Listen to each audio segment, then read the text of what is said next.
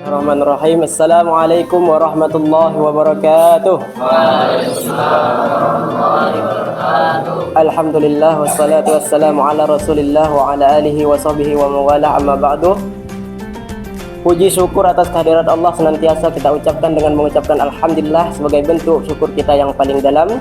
Salawat bertangkaikan salam berpucuk rindu berbuah kasih sayang kita haturkan, kita kirimkan kepada baginda Nabi Muhammad sallallahu alaihi wasallam. Allahumma salli ala sayyidina Muhammad wa ala ali sayyidina Muhammad. Baiklah, jauh sebelum perintah puasa itu diturunkan kepada kita umat Nabi Muhammad sallallahu alaihi wasallam, orang-orang Yahudi, orang-orang jahiliyah, orang-orang pra-Islam lebih dulu berpuasa daripada kita. Sehingga ketika perintah puasa itu turun, mereka mengejek orang-orang Islam.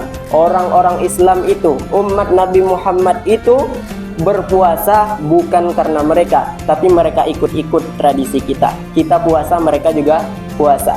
Maka turunlah perintah Allah dalam surah Al-Baqarah ayat 183.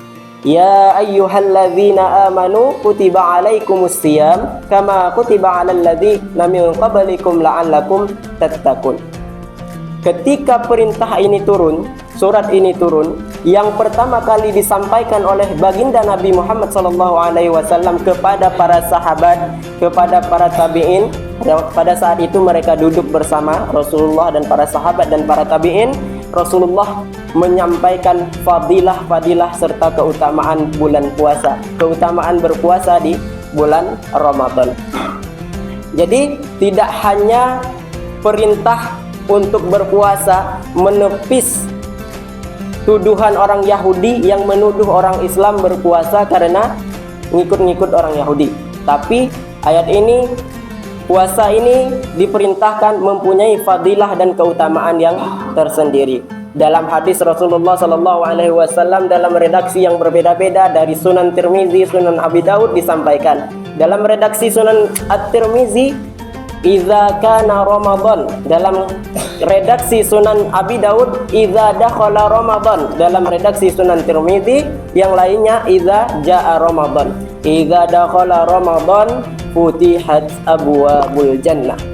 Fadilah dan keutamaan bulan Ramadan puasa yang pertama, futihat abwabul jannah, dibukanya pintu-pintu surga bagi orang-orang yang beramal ibadah di bulan Ramadan, yakni amal puasa. Yang kedua, wa ghuliqat abwabun nar. Maka ketika orang-orang yang berpuasa di bulan Ramadan, dibukakan pintu surga selebar-lebarnya untuk mereka, sebaliknya ditutup serapat-rapatnya pintu neraka bagi orang yang beribadah puasa Ramadan.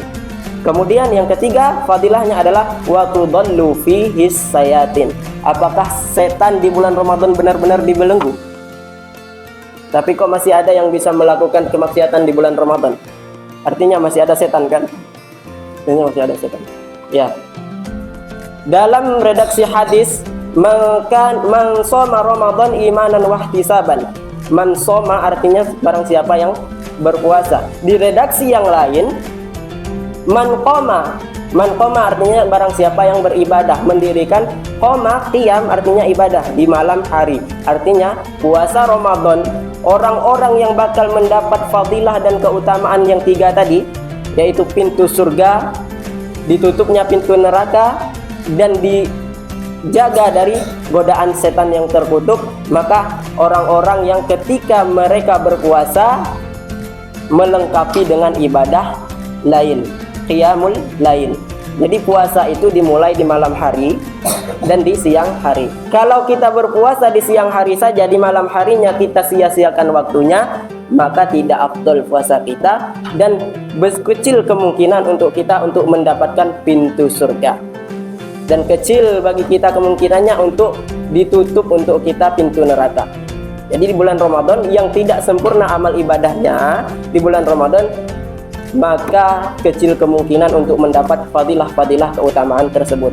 Kam min shaimin laisa lahu min siyamihi illal ju' wal 'atas. Banyak di antara kita yang berpuasa di bulan Ramadan, banyak yang di antara kita yang beribadah di bulan Ramadan, tapi ibadahnya sia-sia. Sia-siakan ibadahnya, kecuali yang ia dapatkan tidak ada apa-apa, pahala pun tidak dapat kecuali rasa lapar dan haus. Jadi sempurnakanlah ibadah puasa kita di siang harinya dengan berpuasa, menahan lapar dari mulai ba'da subuh sampai maghrib. Kemudian di malam harinya kita laksanakan ibadah-ibadah untuk melengkapi dan menyempurnakan ibadah puasa Ramadan kita. Mulai dari tadarus, tahajud, qabliyah subuh dan seterusnya. Barang siapa yang melengkapi ibadah puasanya mulai malam hari di salat Isya berjamaah, kemudian dilanjut dengan tarawih berjamaah, dilanjut dengan witir berjamaah, dilanjut dengan tahajud, dilanjut dengan sholat qabliyah subuh, dilanjut dengan sholat subuh, dilanjut dengan amal-amal baik setelah sholat subuh, dilanjut dengan sholat duha, maka insya Allah kita mendapatkan kemuliaan seperti orang yang sedang melaksanakan ibadah umroh dan haji yang mabrur. Jika kita ingin haji dan umroh mabrur, maka lengkapi ibadah puasa kita di siang hari dan malam harinya. Mungkin itu saja yang dapat saya sampaikan. Mari kita tingkatkan iman dan ketakwaan kita di bulan Ramadan. Man shoma imanan wahtisaban, kita melaksanakan ibadah puasa Ramadan kita dengan landasan iman dan takwa, ghufira lahu ma taqaddama min dzambi. Maka insya Allah dosa-dosa kita ma taqaddama yang telah lalu dan yang akan datang insya Allah diampuni oleh Allah Subhanahu wa taala. Syukran ala ihtimamikum wa afwan ala jami'il khata' wal afu minkum. Wassalamualaikum warahmatullahi wabarakatuh. Waalaikumsalam warahmatullahi wabarakatuh.